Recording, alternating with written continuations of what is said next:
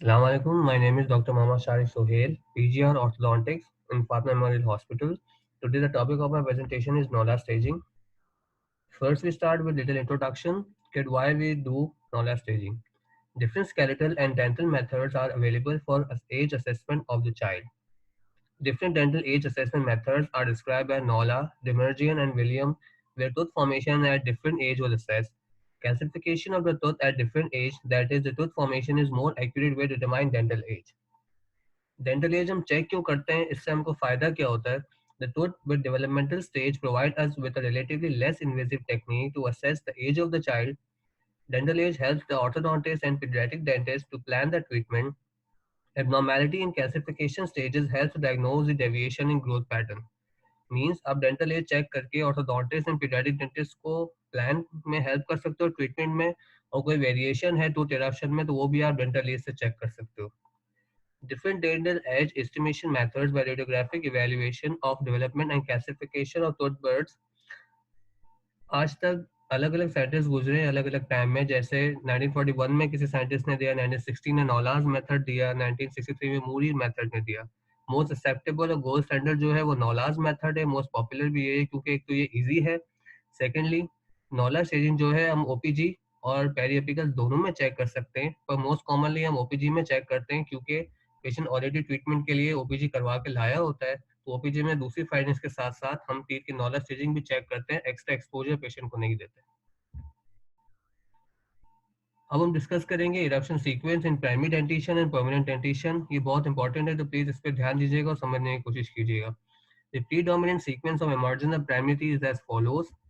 First is central incisor eruption, that is A, then lateral incisor eruption, then first molar erupts, then primary canine erupts, and in last second primary molars erupt. ठीक है, ये eruption sequence है. Decidual stage की जो permanent teeth है थोड़ी सी different है. This is the eruption sequence of permanent teeth. It is slight different in maxilla and mandible. In maxilla, first molar erupt, then central incisor, then lateral, then first premolar and second premolar, उसके बाद canine erupt होता है. जबकि mandibular arch में first molar, central incisor, lateral incisor और उसके बाद canine erupt होता है. उसके बाद first premolar और second premolar erupt होते हैं. थोड़ा सा वेरिएशन ये है कि मैंडिबुलर आर्च में लैटरल इंसाइजर के बाद कैनाइन इरप्ट होता है, और मैक्सिलरी आर्च में लैटरल इंसाइजर के बाद फर्स्ट प्रीमोलर इरप्ट होना स्टार्ट होता है, फिर सेकंड होता है, फिर कैनाइन होता है बाद में. तो ये थोड़ा सा डिफरेंट है in maxillary and mandibular arch in permanent dentition. अच्छा, ये टेबल है बेसिकली जो आपको समझना है. ये है नॉला स्टेजिंग है. इसको हम स्टेजेस को डिवाइड करते हैं फ्रॉम 0 to 10.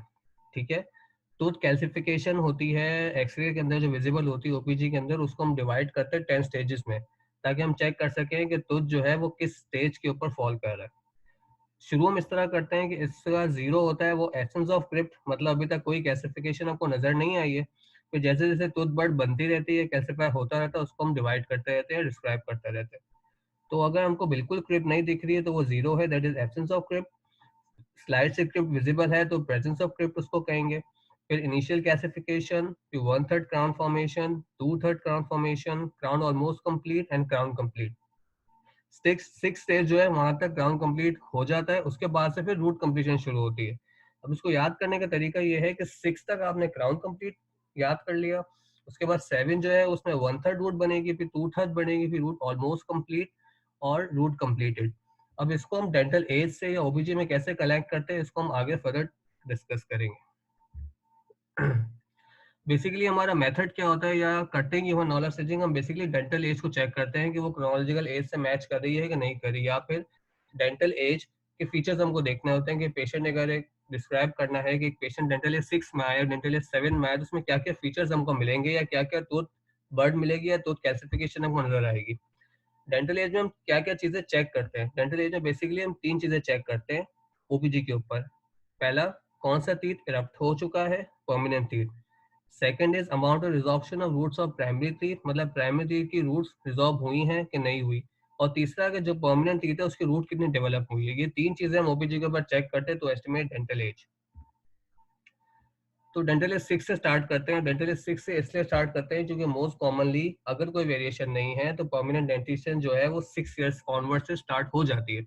इसलिए हम डेंटल एज 6 को पहला स्टेज कंसिडर कर रहे हैं। इसमें क्या होता है, the most common sequence of eruption is in the mandibular central incisor, closely followed by mandibular first permanent molar and maxillary first permanent molar.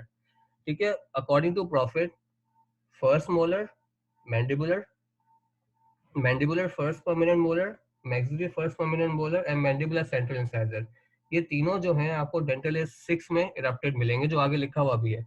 Dental age is characterized. Dental age 6 is characterized by the near simultaneous eruption of mandibular central incisor, the mandibular first molar, and maxillary first molar. Profit ये कहता है कि mandibular first molar या mandibular central incisor very कर सकते हैं, मतलब पहले या तो मैंडिबुलर मोलर भी आ सकता है या कुछ पेशेंट्स में मैंडिबुलर सेंट्रल इंसाइजर भी पहले आ सकता है, लेकिन ये आते दोनों तकरीबन एक ही वक्त में है। डेंटल एज 7 में क्या होता है, डेंटल एज 6 में हमने क्या पढ़ा, मैंडिबुलर इंसाइजर आए थे, मैंडिबुलर मोलर आया था फर्स्ट और मैक्सिलरी फर्स्ट मोलर आया था। ठीक है, डेंटल एज 7 में क्या होता है, मैक्सिलरी सेंट्रल और मैंडिबुलर लैटरल। देखें सेंट्रल इंसाइजर क्या हुआ था, डेंटल एज 6 में हमारे पास सेंट्रल इंसाइजर आया था, फर्स्ट मोलर आया था। 7 में क्या हुआ, 7 में आपके पास मैक्सिलरी सेंट्रल बना है और मैंडिबुलर लैटरल इंसाइजर बना है। ये वही है जैसे जो परमानेंट टूथ इरप्शन है, इसी तरह आप डेंटल एज में डिवाइड करते हैं। जैसे सेंट्रल इंसाइजर पहले मैंडिबुलर सेंट्रल आते हैं, मैंडिबुलर सेंट्रल के बाद मैक्सिलरी सेंट्रल आता है, मैक्सिलरी सेंट्रल के बाद मैंडिबुलर लैटरल आते हैं, तो इसी तरह स्टेजेस में हमने इसको डिवाइड किया हुआ है। तो 7 डेंटल एज 7 के फीचर्स क्या हैं, the maxillary centrals and mandibular lateral incisors erupt, root formation of maxillary lateral incisor well advanced but still 1 year to completion। ठीक है, मतलब मैक्सिलरी सेंट्रल इंसाइजर इरप्ट हो गया है और मैक्सिलरी लेटरल इंसाइजर की रूट जो है वो बनना शुरू हुई है। इसी तरह फर्दर स्टेजेस में जाएंगे तो कैनाइन की और प्रीमोलर की रूट्स बनेंगी both in mandible and in maxilla. What are the features of dental age 8? Dental age 8 is characterized by eruption of maxillary lateral incisor। अब तक हमने क्या पढ़ा था, डेंटल एज 6 में आपके पास सेंट्रल इंसाइजर मैंडिबुलर आए थे, फर्स्ट मोलर आया था मैंडिबुलर और फर्स्ट मोलर आया था मैक्सिलरी। ठीक है, डेंटल एज 7 में क्या हुआ, डेंटल एज 7 में आपके पास मैक्सिलरी सेंट्रल इंसाइजर आए और मैंडिबुलर लेटरल इंसाइजर आए। ठीक है, अब डेंटल एज 8 में क्या होगा, डेंटल एज 8 में आपके पास मैक्सिलरी लेटरल इंसाइजर इरप्ट होना शुरू हो जाएंगे। अच्छा, इसमें की फीचर याद रखने का ये है कि डेंटल एज 8 के बाद 2 से 3 साल का डिफरेंस आता है, मतलब 9 या 10 में कोई इरप्शन प्रॉपर नहीं होती, उसके अंदर सिर्फ जो टूथ इरप्ट हो गए हैं वो और जो इरप्ट होने हैं वो उनकी रूट फॉर्मेशन होती है। Features of dental age 9, no teeth erupt, primary canine, primary first molar and primary second molars, ये तीन दांत जो है वो अभी भी डेसिडस जो है मुंह में नजर आते हैं पेशेंट के, बाकी परमानेंट टीथ आ गए होते हैं। कौन कौन से, सेंट्रल, लैटरल और फर्स्ट मोलर। मैंडिबल में क्या चेंजेस आते हैं, 1/3 roots of each mandibular canine and mandibular first premolar is complete, root development is just beginning if started on mandibular second premolar. ठीक है, जैसे मैंने पहले बताया कि सिर्फ रूट फॉर्मेशन बनना शुरू होती है कैनाइन की और फर्स्ट मोलर की, और कुछ केसेस में सेकंड प्रीमोलर की भी बनना शुरू हो जाती है। जबकि मैक्सिला में क्या होता है, root development of begin on first molar, just beginning if started on canine and second molar. ठीक है, मैंडिबल में कैनाइन पहले इसलिए लिखा गया है क्योंकि मैंडिबल में कैनाइन पहले इरप्ट करता है, उसके बाद फर्स्ट प्रीमोलर और फिर सेकंड प्रीमोलर, जबकि मैक्सिला में लेटरल इंसाइजर्स के बाद फर्स्ट प्रीमोलर इरप्ट करता है, उसके बाद सेकंड प्रीमोलर और कैनाइन नियरली एक ही टाइम पे इरप्ट करते हैं मुंह के अंदर। डेंटल एज 10, डेंटल एज 10 में भी कुछ खास, आप जैसे पहले बताया कि 8 इयर्स के बाद 2 to 3 इयर्स का डिफरेंस आता है, डेंटल एज 9 और डेंटल एज 10 में कोई आपकी इरप्शन नहीं हो रही। Further resorption of roots of primary canine and molars, half of the root of each mandibular canine and first premolar complete and half of the root of maxillary first premolar complete। मतलब canines first molar, premolar और second premolar की root जो है वो half से complete हो गई है। तो डेंटल एज 10 की फीचर्स क्या क्या जो आपको याद रखने के हैं, उसमें रूट डेवलपमेंट होती है मैंडिबुलर सेकंड प्रीमोलर की, मैक्सिलरी कैनाइन की, मैक्सिलरी सेकंड प्रीमोलर की। इसके अलावा डेंटल एज 10 के अंदर also completion of the roots of all mandibular incisor and near completion of roots of maxillary lateral incisor. अगर आपको बताओ कि परमानेंट टीथ की क्राउन इरप्शन के बाद रूट डेवलपमेंट या रूट कंप्लीट होने में कम से कम 2 से 3 साल लगते हैं, तो एक जो टूथ है वो फर्ज करें जैसे मैंडिबल इंसाइजर की बात लिखी हुई है जो 6 से 7 इयर्स में इरप्ट हुआ था, तो मैंडिबल इंसाइजर की रूट जो है वो डेंटल एज 10 तक कंप्लीट हो जाएगी। अब maxillary lateral incisor dental age 7 में आया था, उसकी नियर कंप्लीट होगी या ऑलमोस्ट कंप्लीट हो जाएगी, क्योंकि 2 से 3 साल उसको इरप्ट हुए हो गए मुंह के अंदर। Then comes dental age 11, roots of all incisors and first molar complete, जो कि पैसे स्टेज पे भी डिस्कस हो चुका है। अब 9 और 10 में कोई इरप्शन नहीं हुई थी और हमारे पास लेटरल इंसाइजर, सेंट्रल इंसाइजर और फर्स्ट मोलर इरप्ट हो चुके थे। अब हमारे पास केनाइन रह गए हैं, फर्स्ट प्रीमोलर रह गया, सेकंड प्रीमोलर रह गया जो अभी इरप्ट होने, और सेकंड मोलर। डेंटल एज 11 में क्या होता है? Characterize eruption of mandibular canines, mandibular first premolar and maxillary first premolars. ठीक है, कौन कौन से? मैंडिबुलर केनाइंस, क्योंकि लैटरल के बाद मैंडिबुलर केनाइन आने, मैंडिबुलर फर्स्ट प्रीमोलर और मैक्सिलरी फर्स्ट प्रीमोलर। इसके अलावा the only remaining primary teeth are the maxillary canine and second molar and the mandibular second molar। मतलब डेंटल एज 11 के बाद हमारे पास मैक्सिलरी केनाइन रह जाएगा और डेसिडुअर सेकंड मोलर रह जाएगा, जिसकी जगह सेकंड प्रीमोलर इरप्ट होना है बाद में। Dental age 12, the remaining successional teeth erupt. Second permanent molars are nearing eruption. Second permanent molar आना शुरू हो जाता है। Possible to note the early beginnings of third molars by this stage। कुछ पेशेंट में डेंटल एज 12 में third molar की initial calcification, मतलब एब्सेंस ऑफ क्रिप्ट से आगे प्रेजेंस ऑफ क्रिप्ट या 1/3 क्राउन फॉर्मेशन नजर आना शुरू हो जाती, जैसे इस ओपीजी में नजर आना शुरू हो गई है। तो ये नॉला स्टेज 1 या 2 के अंदर फॉल कर रहा है।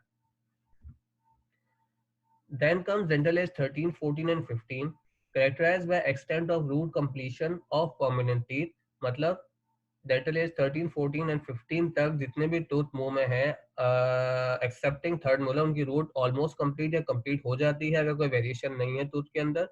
By dental age 15, if a third molar is going to form, it should be apparent on a radiograph।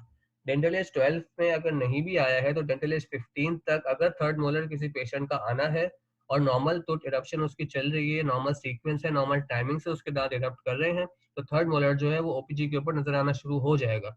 अगर डेंटल एज 15 तक ओपीजी पे थर्ड मोलर नजर आना शुरू नहीं होता या थर्ड मोलर कैल्सिफिकेशन नजर नहीं आती, तो बिना सस्पेक्ट कर सकते हो कि पेशेंट के अंदर थर्ड मोलर मिसिंग है या पॉसिबिलिटी है कि वो मिसिंग हो, इरप्ट ना हो।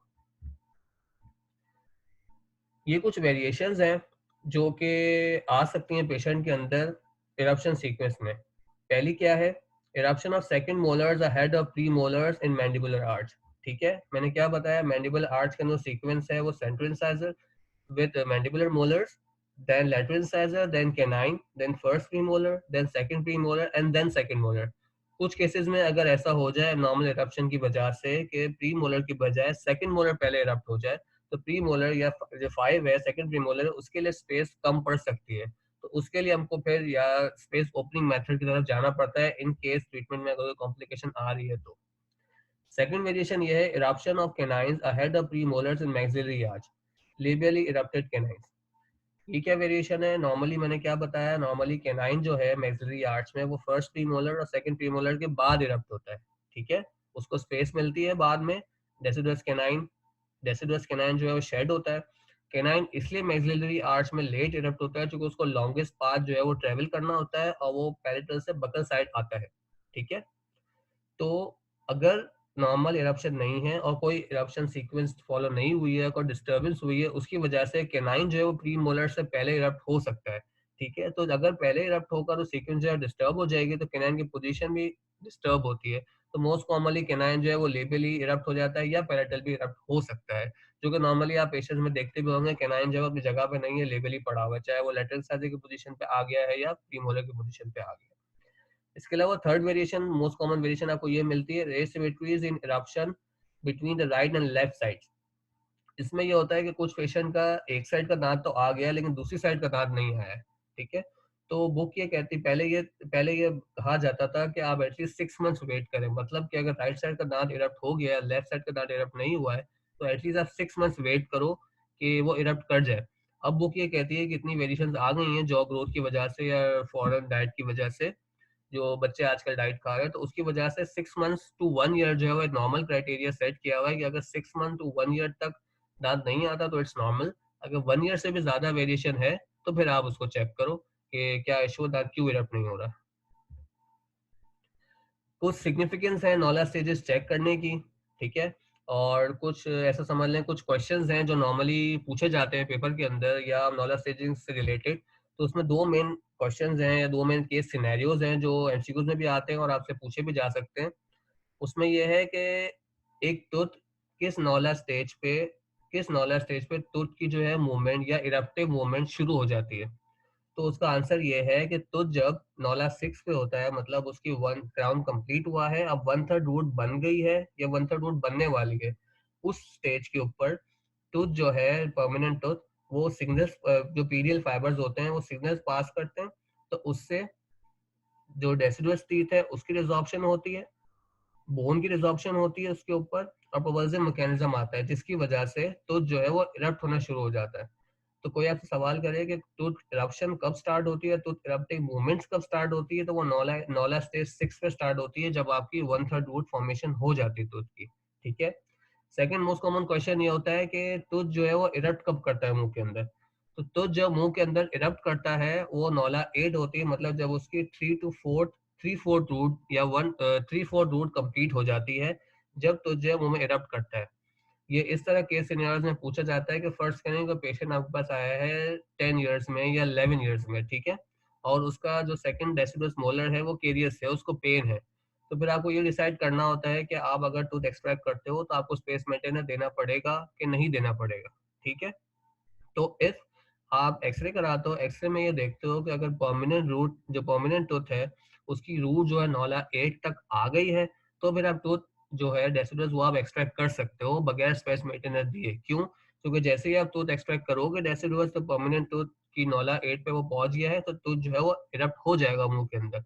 बट इफ अगर परमानेंट टूथ आपका नॉला 8 पे नहीं है, इससे नीचे है, मतलब उसकी अभी तक 1/3 रूट या क्राउन कंप्लीट हुआ है या क्राउन ऑलमोस्ट कंप्लीट है, वॉट थर्ड नॉला 8 से बिलो है, तो फिर आप टूथ एक्सट्रैक्ट या तो कर नहीं सकते। अगर आपको टूथ एक्सट्रैक्ट करना है डेसिडुअस, तो फिर आपको परमानेंट की जगह स्पेस मेंटेनर देना पड़ता है, जब तक उसकी रूट जो है वो 3/4 फॉर्म ना हो जाए या 3/4 से ज्यादा फॉर्म ना हो जाए, तो तब तक आपको उसको स्पेस मेंटेनर देना होता है।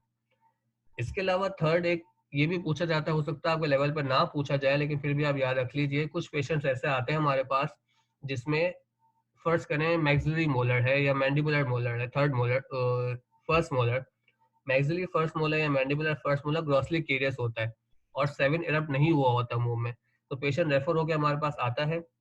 उसमें ये कहा जाता है, पेशेंट की कंप्लेन ये होती है, खासकर रेस्टोरेटिव डिपार्टमेंट से आता है कि इस दांत की रूट कैनाल कॉम्प्लिकेटेड है या प्रोग्नोसिस पुअर है, तो इसको अगर हम एक्सट्रैक्ट कर दें तो 7 खुद में खुद मिजिलाइज हो सकता है, इसकी पॉसिबिलिटी है कि नहीं है। तो अगर 7 की रूट 2/3 से ज्यादा बन गई है, तो फिर पॉसिबल नहीं है कि तो खुद से 6 की जगह आ जाए प्रॉपर पोजीशन पे, टिल्ट होके आ जाएगा, प्रॉपर पोजीशन पे नहीं आएगा। लेकिन अगर 2/3 रूट है या इससे कम है, तो फिर हम 6 निकाल सकते हैं, तो 7 जो है वो 6 की जगह एडप्ट हो जाएगा मैक्सिमम, जो थोड़ा बहुत बच जाएगा वो हम ऑर्थो से उसको ठीक कर सकते हैं।